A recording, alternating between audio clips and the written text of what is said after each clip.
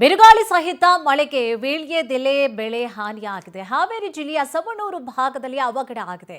ಸಲೀಂ ಅನ್ನುವಂತಹ ರೈತರ ಜಮೀನಿನಲ್ಲಿ ಬೆಳೆದಿದ್ದಂತಹ ವೀಳ್ಯದೆಲೆ ನೋಡಿ ಹಾನಿಯಾಗಿಬಿಟ್ಟಿದೆ. ಕಾರಣ ಬಿರುಗಾಳಿ ಸಹಿತ ಮಳೆಯಾಗಿದೆ. ಆ ಒಂದು ಕಾರಣವಾಗಿ ಬೆಳೆದಂತಹ ಬೆಳೆ ಹಾನಿಯಾಗಿದೆ. ಮರಗಿಡ ಬಿದ್ದು ವೀಳ್ಯದೆಲೆ ಬಳ್ಳಿಗಳು ಸಹ ಸಂಪೂರ್ಣವಾಗಿ ಹಾನಿಯಾಗಿಬಿಟ್ಟಿದೆ.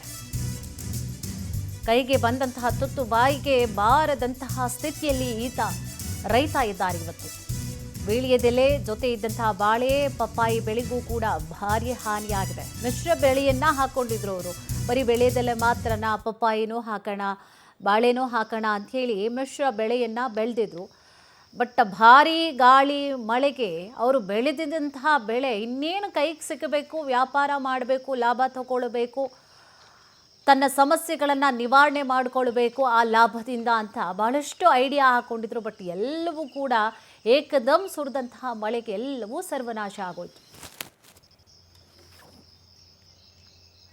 ಬಿರುಗಾಳಿ ಸಹಿತ ಮಳೆಗೆ ವೀಳ್ಯದೆಲೆ ಬೆಳೆ ಹಾನಿಯಾಗಿದೆ. ಹಾವೇರಿ ಜಿಲ್ಲೆಯ ಸವಣೂರು ಭಾಗದಲ್ಲಿ ಅವಘಡ ಆಗಿದೆ.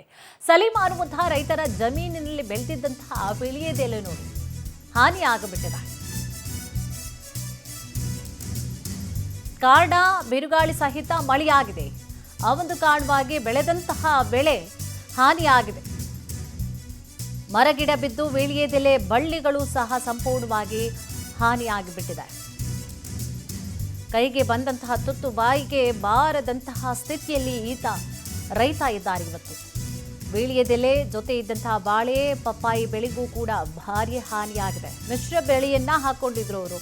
ಬರೀ ವೀಳ್ಯದೆಲೆ ಮಾತ್ರನ ಪಪ್ಪಾಯಿನೂ ಹಾಕೋಣ ಬಾಳೆನೂ ಹಾಕೋಣ ಅಂಥೇಳಿ ಮಿಶ್ರ ಬೆಳೆಯನ್ನ ಬೆಳೆದಿದ್ರು.